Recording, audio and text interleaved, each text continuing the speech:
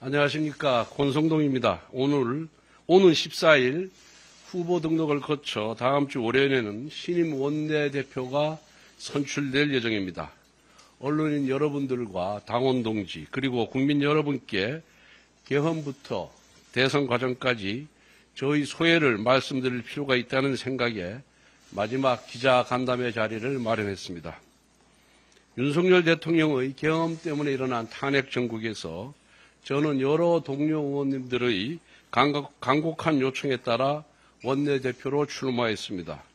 이를 두고 일부 의원들과 언론은 왜 친윤이 원내대표를 하느냐라며 비난하기도 했습니다.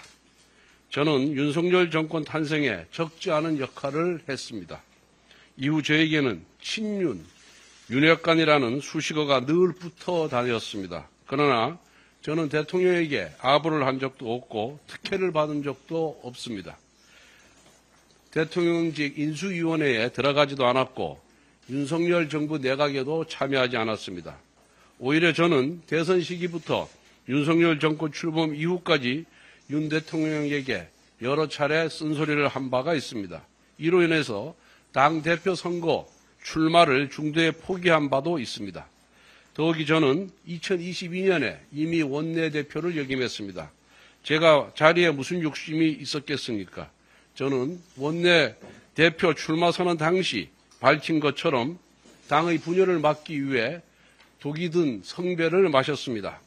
윤 대통령의 계엄은 위법적인 계엄입니다. 정치적으로도 대단히 잘못된 선택입니다. 지금도 왜 계엄을 했는지 이해할 수가 없습니다. 그러나 윤석열 대통령은 떠나더라도 당은 살아남아야 한다고 생각했습니다. 과거 박근혜 대통령 탄핵을 거치면서 저희 당은 분열했습니다. 그 상처는 아직도 남아 있습니다. 분열한 탓에 정권까지 넘겨주었습니다. 저는 과거의 오류를 반복해서는 안 된다고 생각했습니다. 우리는 윤석열 정부의 실패와 탄핵 그리고 지난 대선에서의 패배를 반면교사라 삼아 성찰과 혁신을 시작해야 합니다. 무엇보다 성찰과 혁신이라는 가치가 당권 투쟁으로 오염되지 않기를 바랍니다. 가업을 이어받을 때 자산과 부채는 함께 승계됩니다. 정당도 마찬가지입니다. 우리는 제1야당이라는 자산이 있으면서 동시에 윤석열 정부의 실패와 탄핵이라는 부채도 있습니다. 하지만 자산과 부채 중 어느 하나만 취사 선택할 수 없습니다. 당의 일부가 자산만 취하면서 다른 일부에게 부채만 떠넘기려는 행태는 가능하지도 않고 옳지도 않습니다. 이것은 기회주의면서 동시에 분파주의입니다. 우리는 이와 같은 행태를 극복해야 합니다. 이제 누구 탓을 하며 분열하지 맙시다. 같은 당의 동지를 절멸의 대상으로 보지는 맙시다. 과거 우리는 친이 친박의 갈등으로 많은 상처를 입었습니다. 최근까지도 친윤, 친한의 갈등으로 참 힘들었습니다. 이번 대선 때 김문수 후보 요청으로 계파 불용을 당헌에 신규로 넣은 것은 지난날의 과오를 되풀이하지 말자는 각오였습니다. 이제 차기 지도부가 우리 당의 아픔을 잘 치유해 주기를 바랍니다. 국민의힘이 분열의 늪을 벗어나 소속 의원 개개인이 모두 당을 위하는 정예로 거듭나기를 바랍니다. 감사합니다.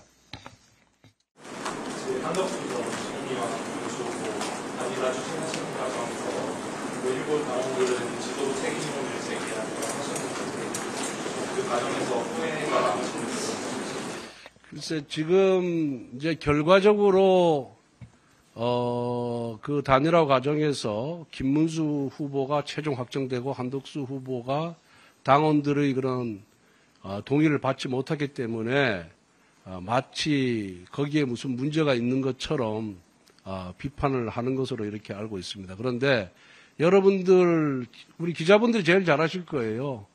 그 당시에 대선의 최대 과제라 할까, 최대 쟁점은 단일화였습니다.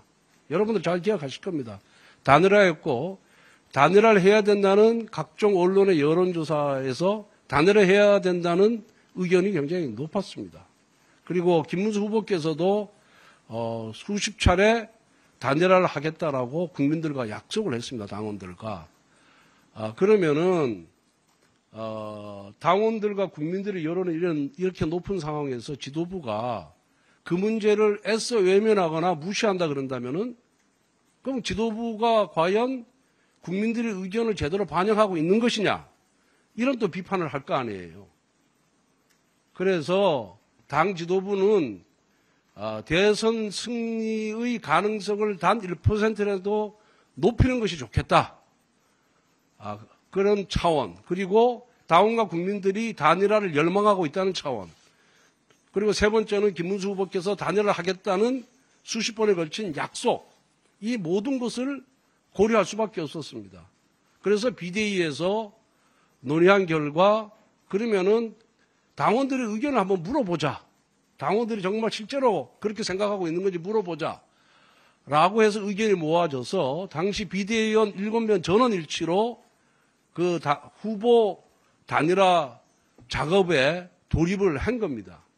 새벽에 한 거는 5월 10일까지 등록을 해야 되는데 의원총회에서 의결하면서 그래도 마지막까지 양 후보 간에 합의를 할 수 있도록 당 지도부가 노력을 해라. 라고 해가지고 또 그 시간을 몇 시간 주는 바람에 5월 10일 등록하기 위해서는 하루의 여론조사 기간이 필요하거든요. 그걸 역산하니까 새벽에 비대위회의를 열 수밖에 없었다. 이렇게 말씀을 드립니다. 그런데 지도부는 그렇다고 이거를 해명을 할 수가 없잖아요. 공정하게 관리를 해야 되는 입장이니까. 왜 새벽에 비대위를 열 수밖에 없었냐라는 이유에 대해서 적극적으로 우리가 해명을 하거나 설명을, 당원들 상대로 설명을 언론을 통해서 해야 되는데 하지 못했던 거는 우리는 중립을 지켜야 되는 것이기 때문에 하지 못했다는 그런 말씀을 드립니다.